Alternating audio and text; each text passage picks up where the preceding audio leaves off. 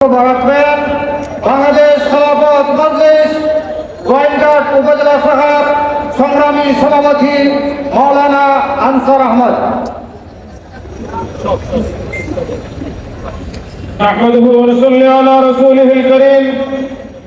বাংলাদেশ খেলাফত মজলিস সিলেট জেলা ও মহানগর শাখা কর্তৃক আয়োজিত আজকের বৈষম্য বিরোধী ছাত্র আন্দোলনে আহত নিহতদের স্মরণে উপস্থিত জেলা ও মহানগর এবং এলাকার দেশের বিভিন্ন স্থানের কেন্দ্রীয় নেতৃবৃন্দ, আমি বলতে চাই যে আমাদের বাংলাদেশ খেলাফত মজলিস শেখুল হাদিস আল্লামা আজিজুল হক রহমতুল্লাহি আলাইহি, প্রিন্সিপাল মাওলানা হাবিবুর রহমান রহমতুল্লাহি আলাইহি স্মৃতি বিজড়িত সংগঠন আমাদের বর্তমান মহাসচিব আল্লামা মামুনুল হক কারাগার থেকে বের হয়ে ঘোষণা করেছিলেন হয়তো খেলাফত নয়তো শাহাদাত। আমি আমাদের মহাসচিবের সুর মিলিয়ে বলতে চাই, এদেশের মানুষের কাছে মাদ্রাসার আলেম ওলামাদের কাছে নিজের প্রাণের চাইতে নিজের জানের চাইতে আমাদের ইমানের মূল্য বেশি, এই দেশের মূল্য বেশি।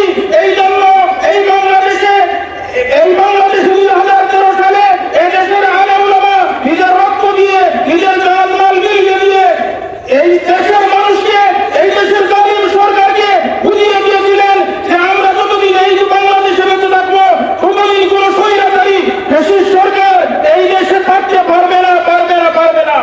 সংগ্রামী উপস্থিতি, আল্লামা মামুনুল হক সাহেব আমাদেরকে যে নির্দেশনা দিবেন আমরা সেই নির্দেশনা মতো নিজের জান নিজের মাল ব্যয় করে আমরা রাজপথে থাকবো ইনশাআল্লাহ। এই প্রত্যাশা ব্যক্ত করে আমি আমার সংক্ষিপ্ত কথা এখানেই শেষ করছি। সংক্ষিপ্ত বক্তব্য রাখবেন বাংলাদেশ খেলাফত মজলিস কোম্পানিগঞ্জ উপজেলা শাখার সংগ্রামী সভাপতি মাওলানা শফিকুর রহমান। আসসালামু আলাইকুম ওয়া রাহমাতুল্লাহ। বাংলাদেশ খেলাফত মজলিস সিলেট জেলা এবং মহানগরের উদ্যোগে আজকে বিশাল সমাবেশের সম্মানিত সভাপতি, উপস্থিত ইসলাম প্রিয় তৌহিদি জনতা, এই বিশাল সমাবেশ, এই সমাবেশই প্রমাণ করে আগামীর বাংলাদেশ, ইসলামের বাংলাদেশ, আগামীর রাষ্ট্র, ইসলামের রাষ্ট্র, আমাদের মজলুম আলিমে দিন, আমাদের সম্মানিত মহাসচিব যে দিক নির্দেশনা দিবেন আমরা এই দিক নির্দেশনা অনুযায়ী আমরা চলবো ইনশাআল্লাহ। আল্লাহ পাক রব্বুল আলামিন এই সংগঠনকে কবুল করুন, আমিন। ওয়া আখিরু দাওয়ানা আলহামদুলিল্লাহি রাব্বিল আলামিন।